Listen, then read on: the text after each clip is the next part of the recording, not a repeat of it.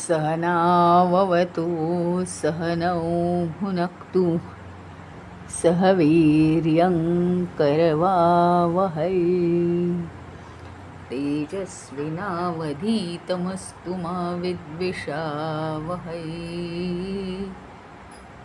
ॐ शान्ति शान्ति शान्तिः। अखण्डमण्डलाकारं व्याप्तं येन चराचरं तत्पदं दर्शितं येन तस्मै श्रीगुरवे नमः। अज्ञानतिमिरान्धस्य ज्ञानाञ्जनशलाकया चक्षुरुन्मीलितं येन तस्मै श्रीगुरवे नमः। गुरुर्ब्रह्मा गुरुर्विष्णु गुरुर्देवो महेश्वरः गुरुरेव परं ब्रह्म तस्मै श्रीगुरवे नमः। स्थावरं जङ्गमं व्याप्तं यत्किञ्चित् सचराचरं तत्पदं दर्शितं येन तस्मै श्रीगुरवे नमः। चिन्मयं व्यापि यत्सर्वं त्रैलोक्यं सचराचरं तत्पदं दर्शितं येन तस्मै श्रीगुरवे नमः। त्वमेव माता च पिता त्वमेव त्वमेव बन्धुश्च सखा त्वमेव त्वमेव विद्या द्रविणं त्वमेव त्वमेव सर्वं मम देव देव त्वमेव सर्वं मम देव देव।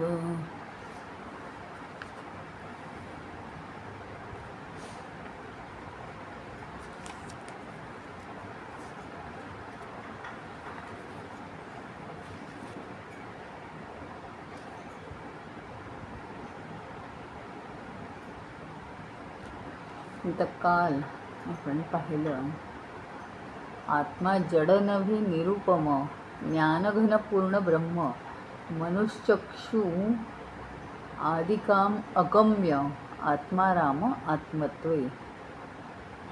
म्हणजे हे सगळं जड आहे आणि हे सगळं सोडून जो काही आहे तो आत्मा आहे।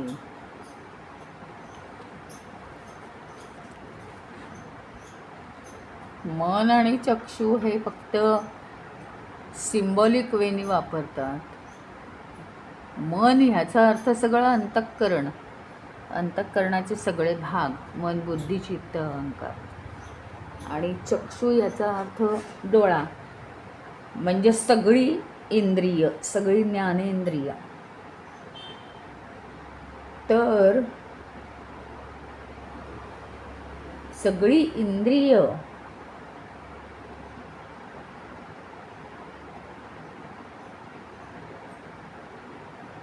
सगळी इंद्रिय आणि सगळी अंतःकरणाचे अवयव, सगळे अंतःकरणाचे भाग हे जरी या देहासाठी कितीही महत्त्वाचे असले तरी सुद्धा ते म्हणजे आत्मतत्व नाही। त्याची जी हालचाल होते ती चैतन्याच्या प्रकाशात प्रकाशित होते।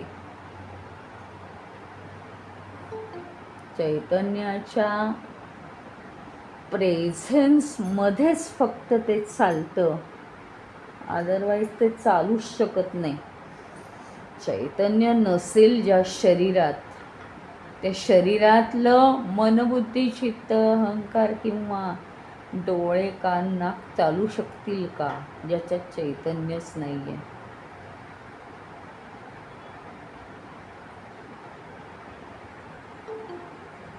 ते ज्या अर्थी चालू आहे त्या अर्थी चैतन्य आहे.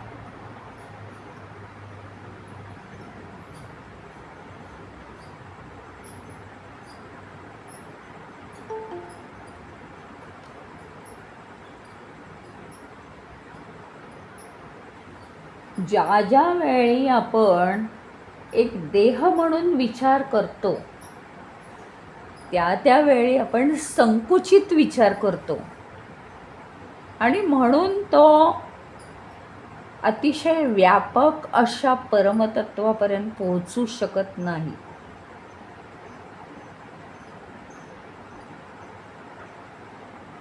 ज्या ज्या वेळी विचार व्यापक होतो तेव्हाच तो विचार परमतत्वापर्यंत पोहोचू शकतो.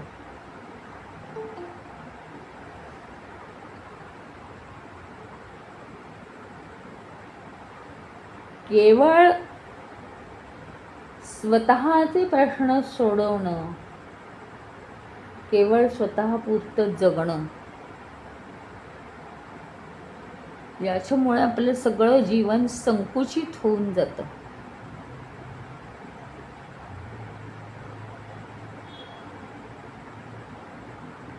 आपण पूर्णपणे सुखात आहोत.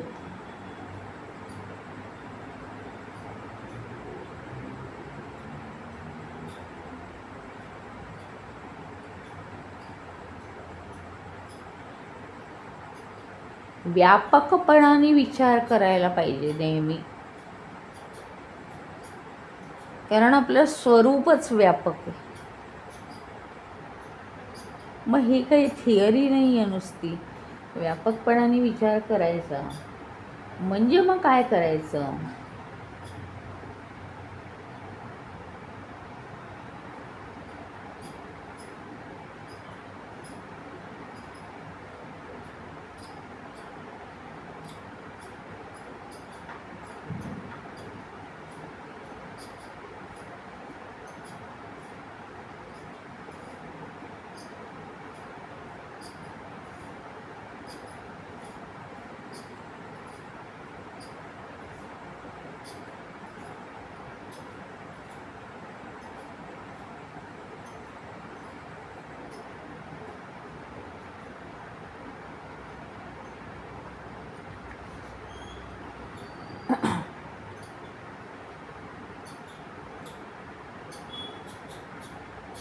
व्यापक विचार करायचा हा एक तर पहिली गोष्ट का करायचा आहे? कारण व्यापक स्वरूप आहे आपलं मूळ. आपलं मूळ स्वरूप व्यापक आहे. केवळ देह म्हणजे मी असं म्हटलं की ते स्वरूप लिमिटेड होतं.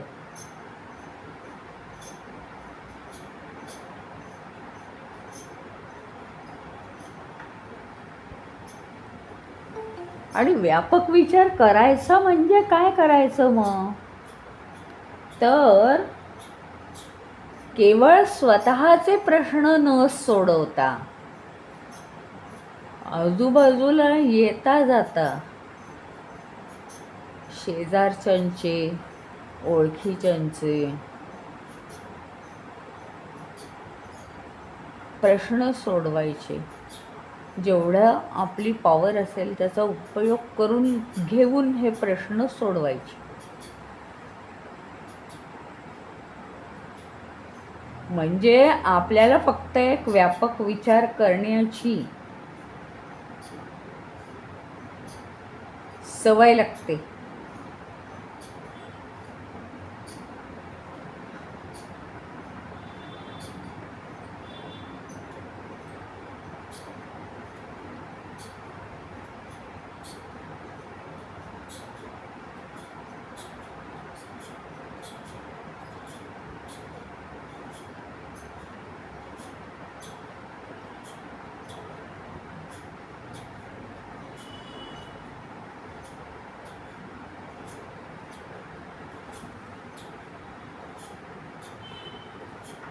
आत्म्याचे निजनित्यत्व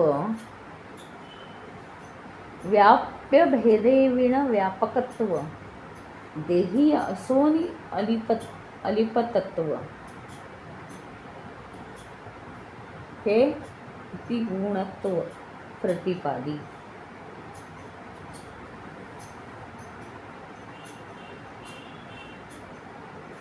निज नित्यत्व याचा अर्थ सतत तो आहेच.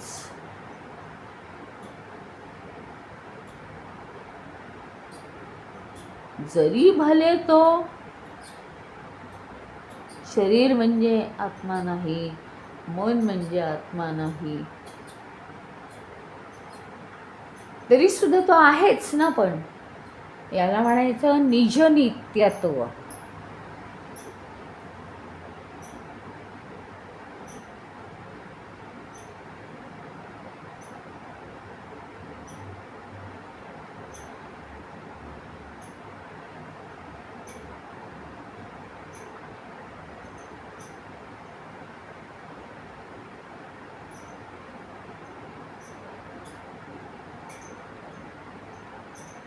व्यापकत्वाने विचार केला तर परमात्म्याचं जे व्यापकत्व आहे ते आपल्या ठाई येऊ शकेल ना. नुसती थिअरी सांगून काय करणार आहे.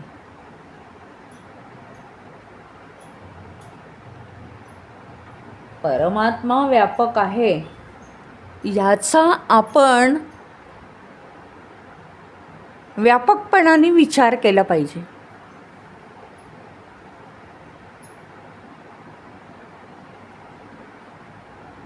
येता जाता सहज आपली प्रवृत्ती अशी ठेवली पाहिजे,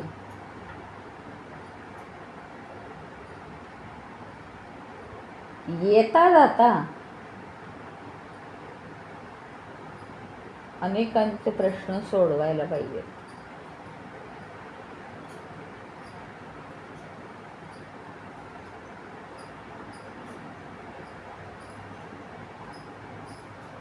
काय आहे, आपण जर इतरांचे प्रश्न सोडवले नाहीत तर चैतन्याची जी अखंडता आहे, अखंडता नष्ट होते.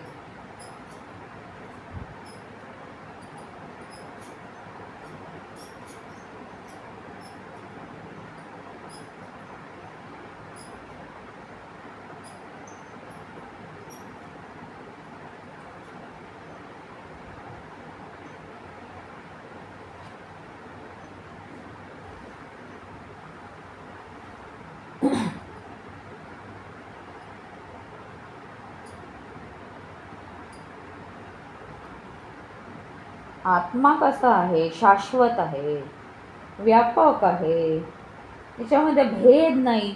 आमच्यामध्ये भेद आहे, हा मी हा दुसरा असा भेद आहे. मग कसला आत्मा भेटतोय.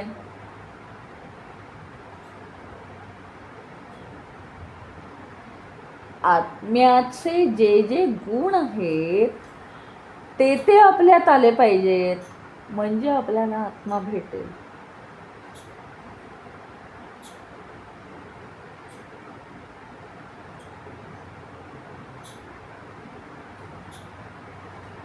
आत्म्यामध्ये भेदाभेद नाही.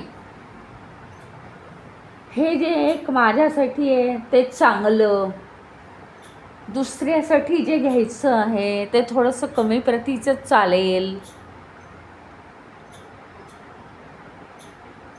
हा भेदाभेद आहे. पण ते परमात्म्यामध्ये नाही आहे.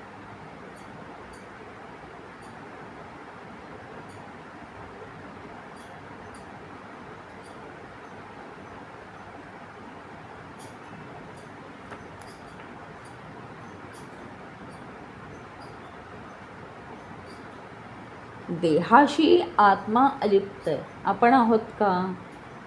अशा अनेक गोष्टी आपण स्वतःला लावून पाहिल्या पाहिजेत.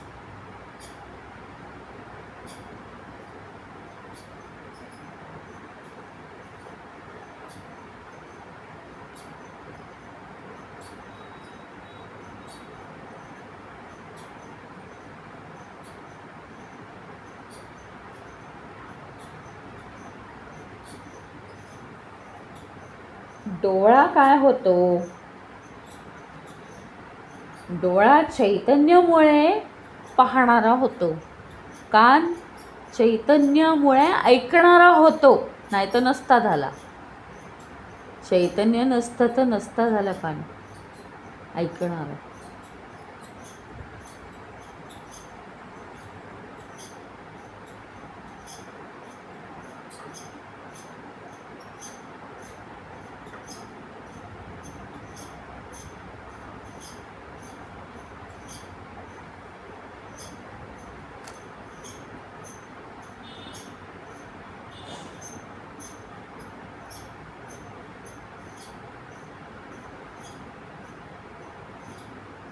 म्हणजे आत्म्यामुळे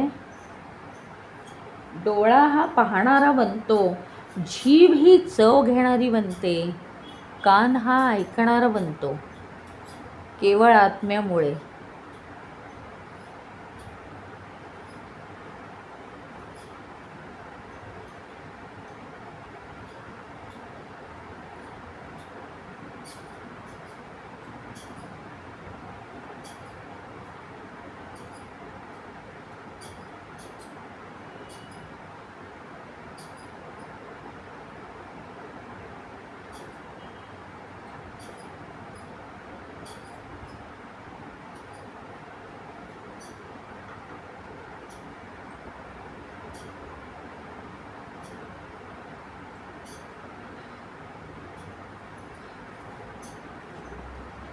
सगळ्या इंद्रियांमध्ये आत्म्यामुळेच ताकद येते.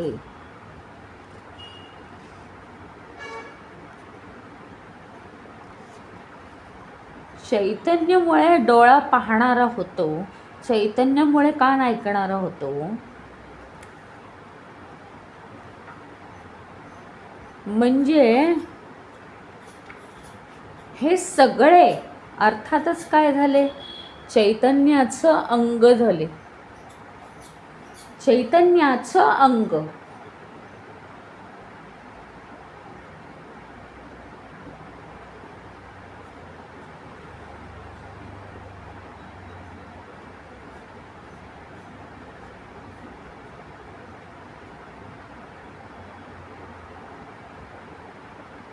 सांगण्याचा प्रयत्न काय केला आहे की चैतन्यामुळे सगळी इंद्रिय जी आहेत ती कार्यरत होतात. पण एका भाषेत सांगितलं ठोस ठोस की मग ते मनाला पटतं, पण आवडत नाही एकच भाषा. मन ते पचवून टाकतं सगळं. त्याला नाविन्य हवं असतं.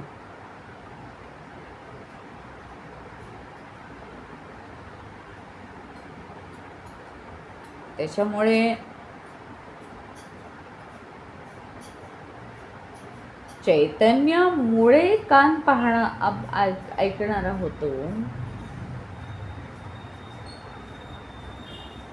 पण चैतन्याचंच अंग तो कान आहे. म्हणजे काय माहिती का? कान जेव्हा ऐकतो ना, तेव्हा चैतन्याचं स्वरूप प्रकट होतं, अजून वेगळं काही. मग त्याला हे पण म्हणायला नको की कान चैतन्यामुळे कार्यरत होतो वगैरे, कारण केली ती वेळ.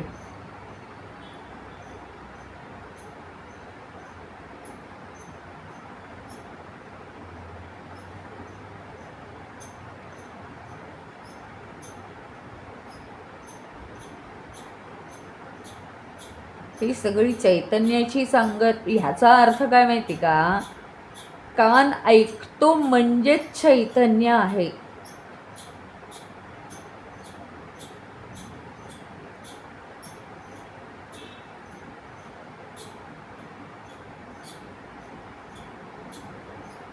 डोळा आहे, डोळा पाहतो, याचा अर्थच चैतन्य आहे ना, अजून काय वेगळं आहे?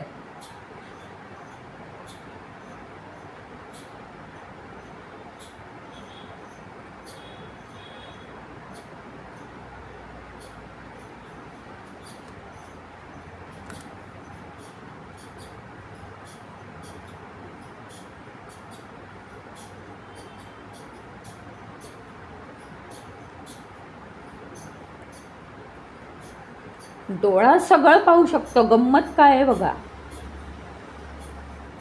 आणि डोळाच विशेषतः, बाकी इतर इंद्रियांचा काही नाही. डोळा सगळं पाहू शकतो. कोणामुळे?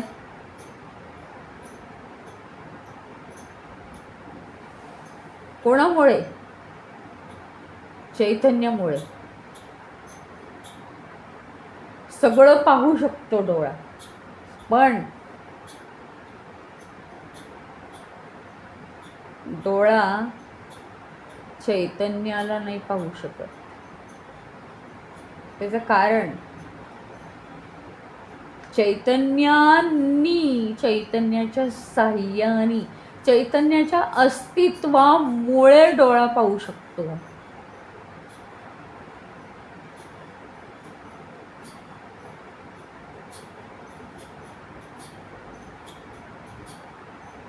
हे बघा, अगदी साधी गोष्ट आहे, अगदी साधी गोष्ट. एक गोष्ट सांगू का आता? अनेक सांगता येतील. जी एखादी भाजी आहे, आपण विकत आणतो. कोणतीही भाजी आहे एखादी विकत आणतो, त्या भाजीपासून आपण शिजवलेली भाजी बनवली है ना. बाजारातून एक भाजी आणली आणि त्या भाजीपासून एक शिजवलेली भाजी बनवली. आता शिजवलेल्या भाजीपासून बाजारातली जशी भाजी असते तशी बनवू शकतो का आपण?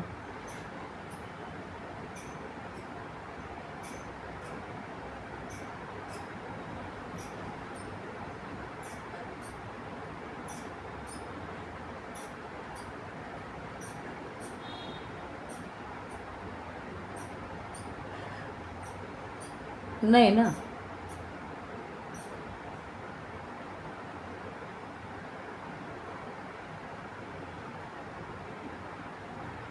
म्हणजे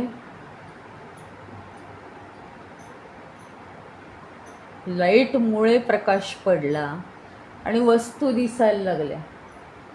लाईटच्या प्रकाशात वस्तू दिसायला लागल्या आणि वस्तू आहेत म्हणून लाईट दिसायला लागला. असं होतंय का कधी? आणा रे इकडे, या खोलीत कपाट आणा बरं. लाईट लावलेला असून तो दिसत नाही आहे. वस्तू परत आणली तर ते कपाट आणलं तर ते लाईट दिसेल परत. असं होतं का? नाही ना.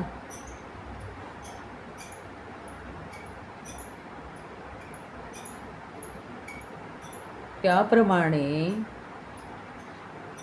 त्या चैतन्याच्या अस्तित्वामुळे डोळ्याला सगळं दिसतं, दिसल्याचं ज्ञान होतं त्याला. हे दिसतंय, ते दिसतंय, हे असं आहे, ते तसं आहे, असं आहे, ते तसं आहे.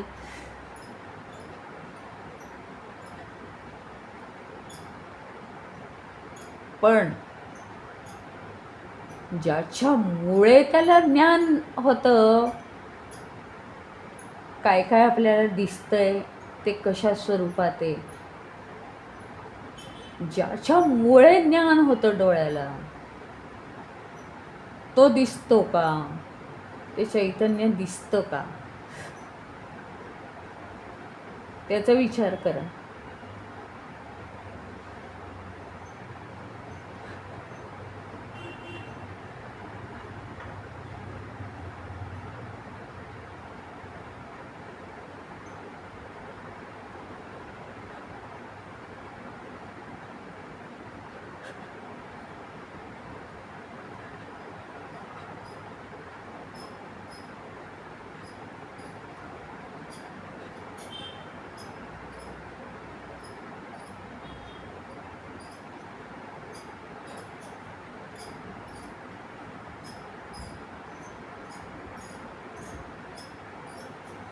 डोळ्यामुळे इतर वस्तू दिसतात आपल्याला. डोळ्यामुळे इतर वस्तू दिसतात. आता डोळ्यामुळे मला एखादं काय दिसतं, एखादं पुस्तक दिसतं, एखादं पेन दिसतं. त्या पेनला, त्या पुस्तकाला डोळा दिसतो का? नाही. ज्याच्यामुळे ते दिसतं ते त्याला उलटं दिसू शकत नाही.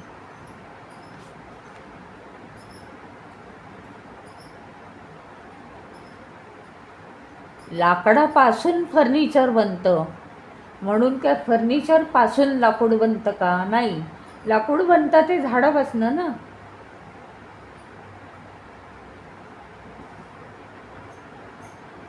बघा, हे समजतंय का?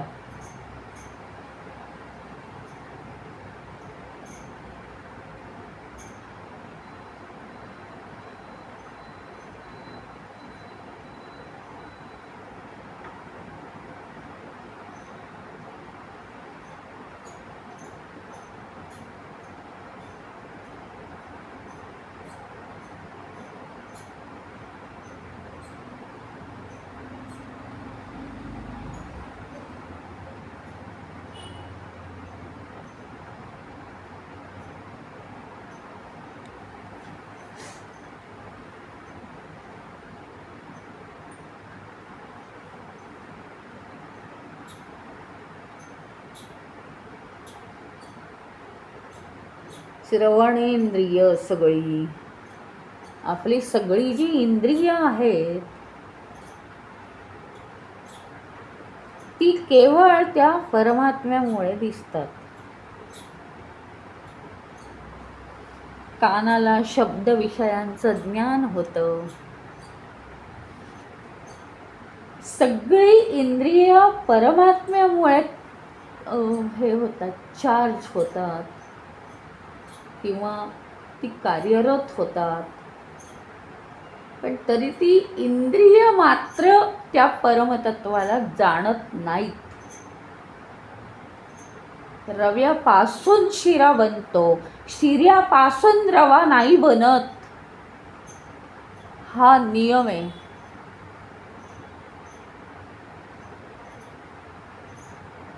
ज्याच्यामुळे इंद्रिय कार्य करतात, कार्यरत होतात, इंद्रिय काम करतायत, या गोष्टीमुळे जाणलं जातं की ते परमतत्व आहे.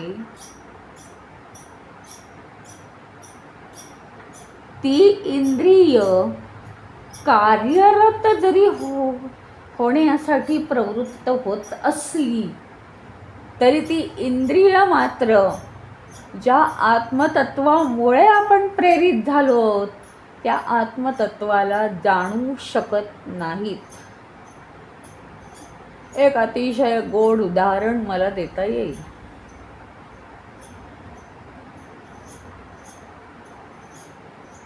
आई मुलांना जन्म देते, त्याच्यामुळे आई वडिलांचं मुलांवर प्रेम असतं. ते एका अतिशय वेगळ्या कारणासाठी की आपला म्हणजे आपलंच हे रूप आहे, हे मूल म्हणजे असं प्रेम असतं आई वडिलांचं. पण सेम तसं प्रेम मुलांचं आई वडिलांवर तसं प्रेम नसतं. आदरयुक्त प्रेम असतं की आई वडिलांनी माझ्यासाठी खूप केलं, मान्य आहे मला. या जगात उलटा नियम चालत नाही, एवढंच मला म्हणायचं आहे. आपलंच रूप आहे हे मूल, म्हणून आई वडिलांचं ज्या पद्धतीने आपल्या मुलांवर अफाट प्रेम असतं त्या पद्धतीने मुलांचं आई वडिलांवर प्रेम नसतं. त्या मुलांचं त्यांच्या मुलांवर जे प्रेम असतं त्यांच्या मुलांचं त्यांच्यावर प्रेम नसतं. म्हणजे प्रत्येक पिढी ही पुढच्या आपल्या मुलांवर प्रेम करू शकते, मागच्या पिढीला ती आदर दाखवेल नाही असं नाही. हे सत्य आहे. सत्य म्हणजे हा नियम आहे या निसर्गाचा. आणि या नियमानुसार ज्या आत्मतत्वाच्या प्रकाशात ही इंद्रिय कार्यरत होतात, त्या आत्मतत्वाला मात्र ही इंद्रिय जाणू शकत नाहीत. इतकं सुंदर रीतीने इथे प्रूव्ह केलेलं आहे त्यांनी की तुम्ही ध्यान वगैरे करता आणि मग कंटाळता की मला ना आत्मतत्व काय हे समजतच नाही. त्याचं कारण हा देह, हे मन, ही इंद्रिय, हे सगळं या आत्मतत्वाच्या प्रकाशात कार्यरत होतं. या मनाच्या विचारांच्या साह्याने तुम्ही आत्मतत्व असं आहे का मग, तसं आहे का मग, या बुद्धीच्या विवेकाच्या साह्याने आत्मतत्व असंच असलं पाहिजे, आता मी शोध घेतो, असं जर तुम्ही म्हणाल, नाही जमणार. तिथे देहाचं भान, देह स्थिर करून देहाचं भान विसरलं पाहिजे. मनातले विचार कमी होऊन मनाचं भान नाहीसं झालं पाहिजे. सगळ्या क्षेत्रांमध्ये जी बुद्धी कार्यरत आहे, जी बुद्धी काम करते की मी अशी हुशार आहे, मी आता हा विचार करून दाखवीन, मी तो विवेक करीन, ती बुद्धी शांत झाली पाहिजे. या कशाच्याही साह्याने आत्मतत्व जाणता येत नाही, हेच आपल्याला मुळी कळत नाही. हे अतिशय चांगल्या रीतीने इथे सिद्ध केलेलं आहे, अतिशय चांगल्या रीतीने सिद्ध केलेलं आहे.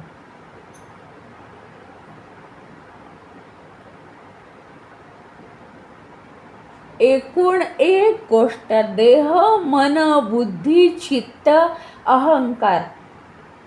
अहंकार कसा काय? मग बाकी सगळ्या गोष्टी मी आत्मसात केल्या या जगामध्ये. किती कठीण होतं माझ्यासाठी सगळं. मग आत्मतत्व तर काही मला साध्य करता येईल, सहज मी ते साध्य करून घेईन. थोडासा कॉमन सेन्स असला की झालं, मी मिळवीनच. पाहिजे तेवढं ध्यान धारणा करीन, पण आत्मतत्व ही आता काय एकच गोष्ट राहिली आहे मला सक्सेस मिळवायला, असं म्हटलं तर ते होणार नाही. कारण तिथे अहंकार आहे. जो अहंकार आत्मतत्वाच्या साह्याने कार्यरत होतो, प्रकाशित होतो, तो अहंकार त्या आत्मतत्वाला जाणू शकत नाही. परमेश्वराने निर्माण केलेल्या या निसर्गाचा हा नियम इथे सांगून ठेवला आहे त्यांनी.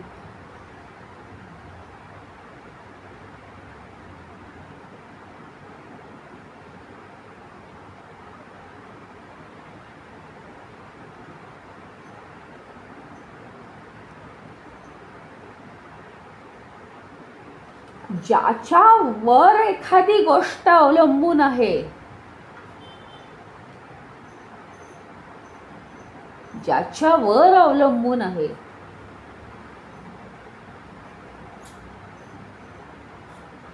त्याला ती गोष्ट जाणू शकत नाही.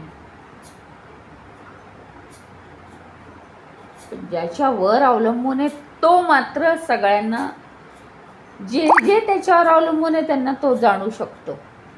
त्याला सगळी हिस्ट्री माहीत असते त्यांची.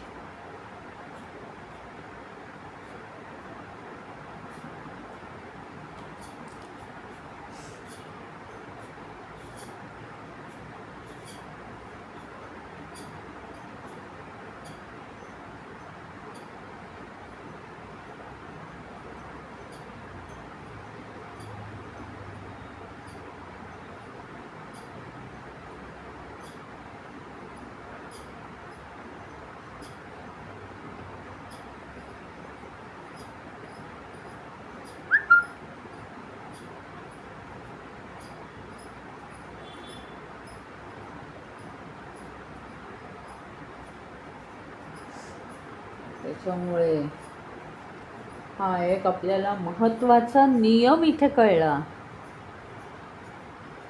की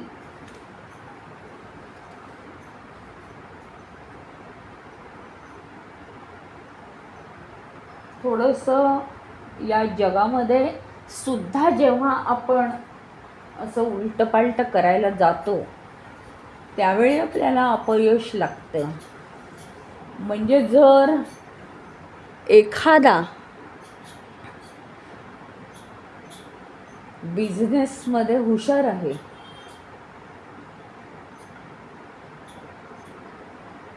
आणि दुसरा त्याच्याकडून बिझनेस शिकतो आहे,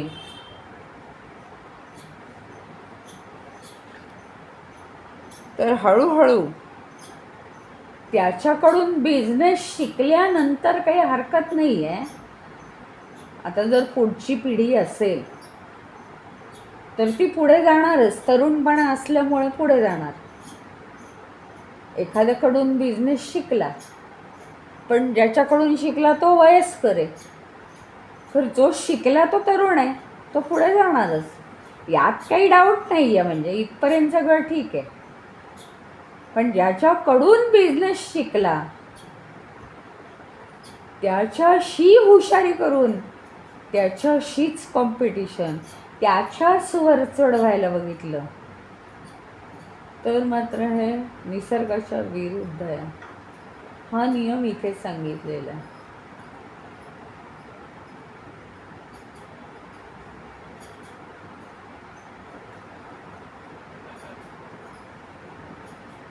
आत्मतत्वाच्या सानिध्यात सगळ्या क्रिया होतात. म्हणजे या सगळ्या जड वस्तूंच्या समान आत्मतत्व कधीही होऊ शकत नाही.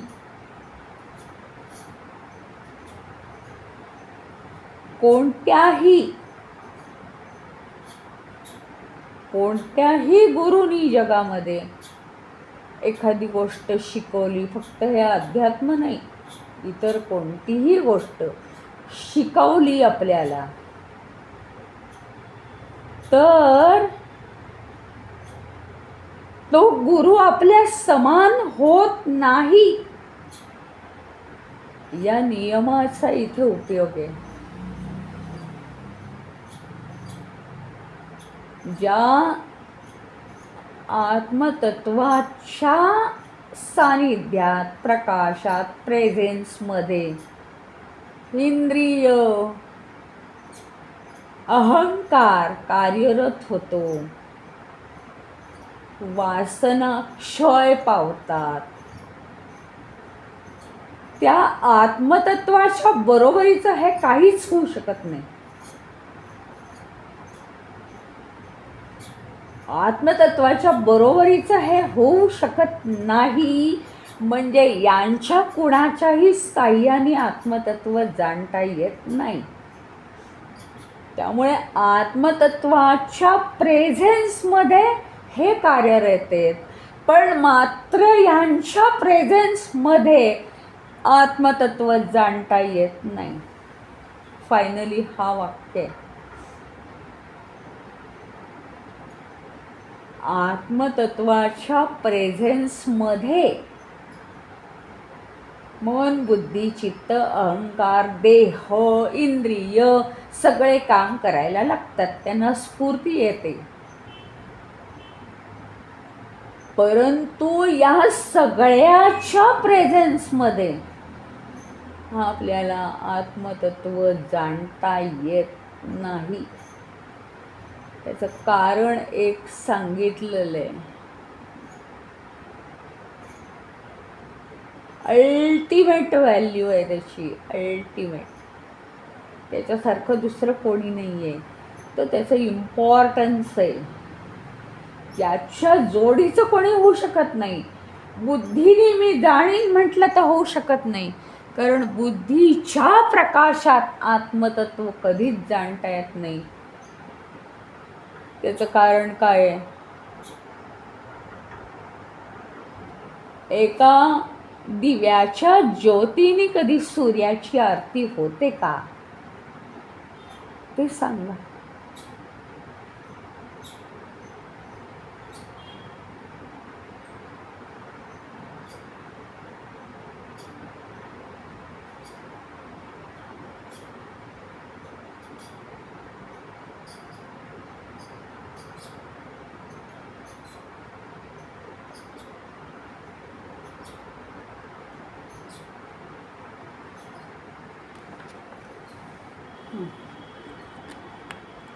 हे थांबूया.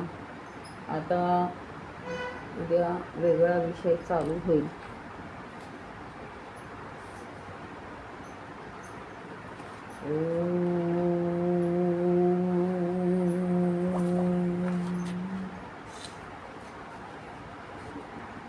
ओम पूर्णमदः पूर्णमिदं पूर्णात् पूर्णमुदच्यते पूर्णस्य पूर्णमादाय पूर्णमेवावशिष्यते. ओम शांति शांति शांति. हरि ओम. श्री गुरुभ्यो नमः. हरि ओम.